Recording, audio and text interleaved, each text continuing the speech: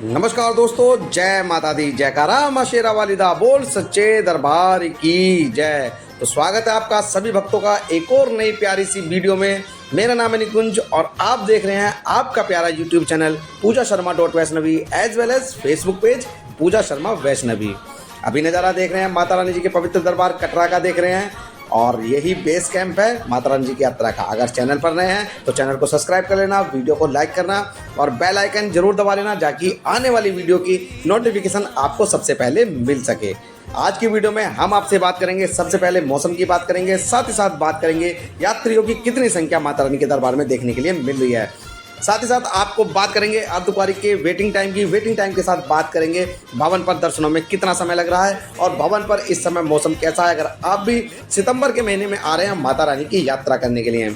सबसे पहले बात करेंगे कटरा के अंदर आपको कहां से RFID कार्ड लेना है और कटरा ही क्यों पहुंचा जाता है माता रानी जी की यात्रा में। सबसे पहले तो वीडियो को करते हैं स्टार्ट और बढ़ते हैं वीडियो में आगे। देखिए जो नज़ारा देख रहे हैं ये देख रहे हैं माता रानी जी की यात्रा कटरा का।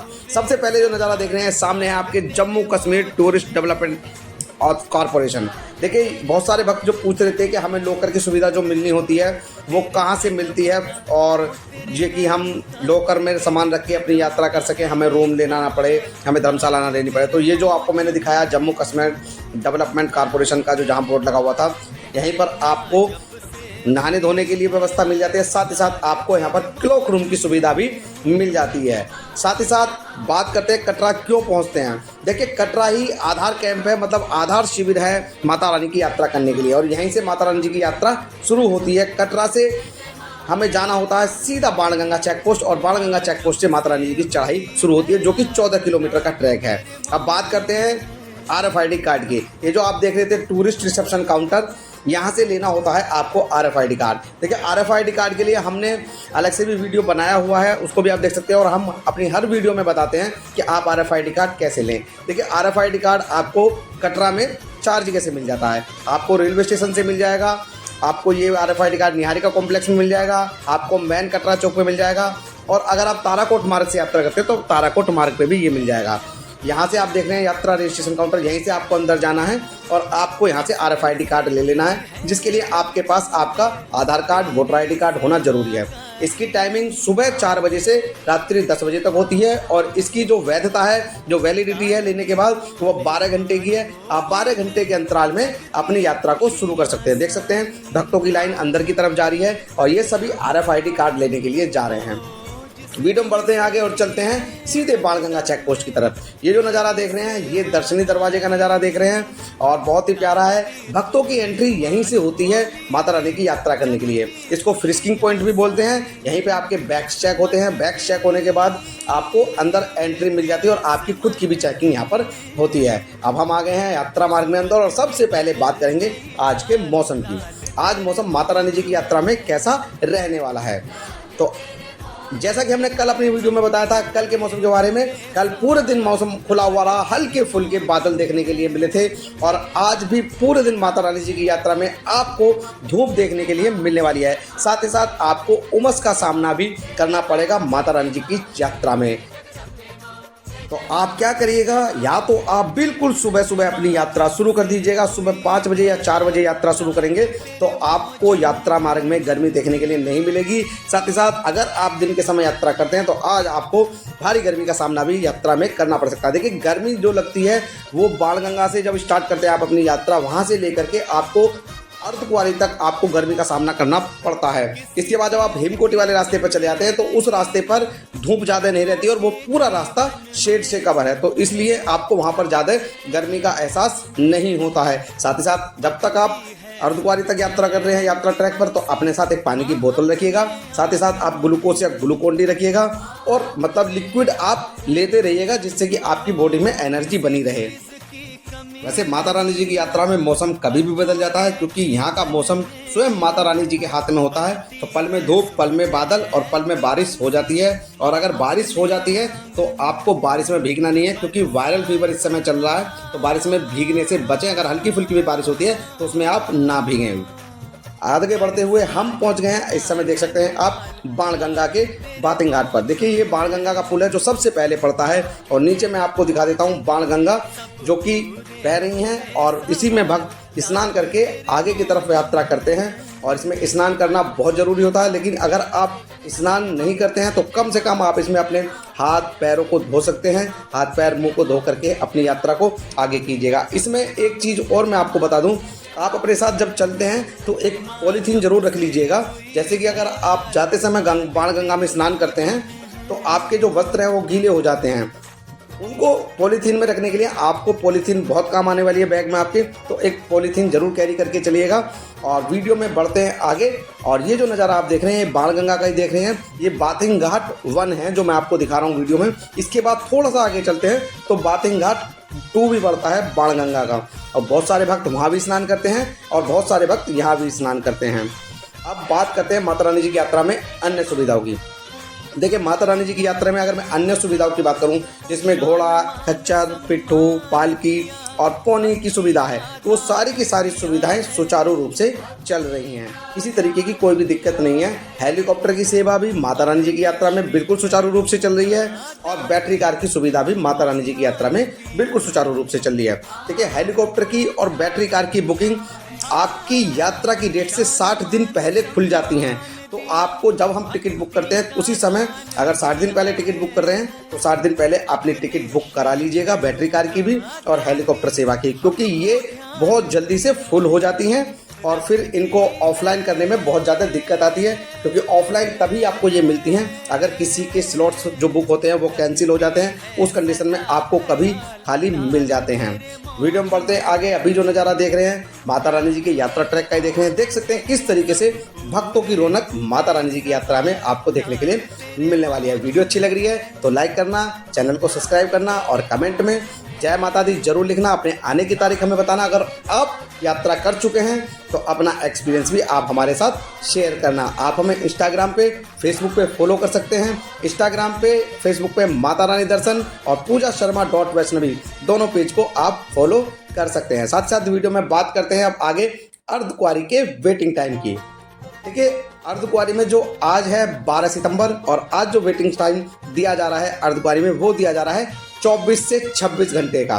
ठीक है, 24 से 26 घंटे में अर्धकुंवारी में आज आपको दर्शन हो जाएंगे गर्भजून गुफा से। तो आपको जाकर के सबसे पहले ग्रुप टोकन नंबर लेना है, और ग्रुप टोकन नंबर लेने के बाद आपको सीधे माता रानी के भवन चले जाना है। वहाँ पर जाकर के आपको माँ भगवती के दर्शन करने हैं, और वापसी में भैरव बाबा होते हुए जब तक आप अर्धकुंवारी पहुँचते हैं आपके 24 घंटे वाला नंबर भी आ जाएगा। आपको थोड़ा बहुत ही प्रतीक्षा वहाँ पर करनी पड़ सकती है। साथ ही साथ अगर आपके पास ज़्यादा समय नहीं है और आप सुबह में या शाम में पहुँच रहे हैं अर्धकुंवारी, तो आप वहाँ पर गर्भजून अटका आरती बुक कर सकते हैं, जिसका शुल्क 300 रुपये प्रति व्यक्ति है। और आपको कम से कम 1 घंटे पहले जा करके वहाँ पर रिपोर्टिंग करनी पड़ती है, और बिल्कुल वही आनंद गर्भजून अटका आरती में आता है जैसा कि माता रानी जी की अटका आरती भवन पर जो होती है उसका आनंद आता है। माता रानी जी की अटका आरती को अगर आप लेना चाहते हैं तो उसको भी आप ऑनलाइन बुक कर सकते हैं, और गर्भजून अटका आरती भी आप ऑनलाइन बुक कर सकते हैं। माता रानी जी की अटका आरती का जो शुल्क है वो 2000 रुपये प्रति व्यक्ति है, जिसका अमाउंट बहुत बड़ा हो जाता है। इसीलिए गर्भजून अटका आरती में भी आप उस आरती का अनुभव ले सकते हैं जैसा माँ भगवती के दरबार में होती है। तो कोशिश कीजिएगा, अगर आपको दर्शन करने में विलम्ब हो रहा है, आपके पास समय नहीं है, तो आप अटका आरती ले लें। अभी जो नज़ारा देख रहे हैं, देखिए माता रानी के पवित्र पावन यात्रा ट्रैक का ही देख रहे हैं। किस तरीके से भक्त माता रानी के जयकारों के साथ बढ़ रहे हैं माता रानी के दर्शन करने के लिए।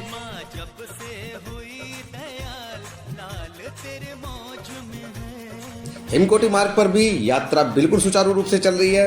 वहाँ पर किसी तरीके की अब कोई दिक्कत नहीं है। यात्रा पौराणिक मार्ग से भी चल रही है और यात्रा हिमकोटी मार्ग से भी चल रही है। चाहे आप नई ताराकोट मार्ग से आ रहे हैं, चाहे आप नीचे बाणगंगा वाले रास्ते से आ रहे हैं, तो आपको किसी तरीके की कोई परेशानी नहीं होगी। अब बात करते हैं माता रानी जी के भवन पर इस समय मौसम कैसा बना हुआ है। देखिए, माता रानी जी के भवन पर इस समय अगर मैं मौसम की बात करूँ तो मौसम वहाँ पर रात्रि के समय आपको सर्दी देखने के लिए मिलने वाली है। और सर्दी इस तरीके की भी नहीं है कि आपको ठिठुरन महसूस होगी, सिर्फ आपको हल्की फुल्की सर्दी लगेगी कि आप फुल स्लीव्स में भी आप अपना काम चला सकते हैं। तो अगर आप यात्रा पर आ रहे हैं तो आप अपने साथ फुल स्लीव्स के कपड़े जरूर लाइएगा अगर आप रात्रि में भवन पर रुक रहे हैं। साथ ही साथ अगर आपके छोटे बच्चे भी आ रहे हैं तो आप उनके गर्म कपड़े जरूर लाइएगा, क्योंकि उनके हिसाब से भवन पर सर्दी होती है।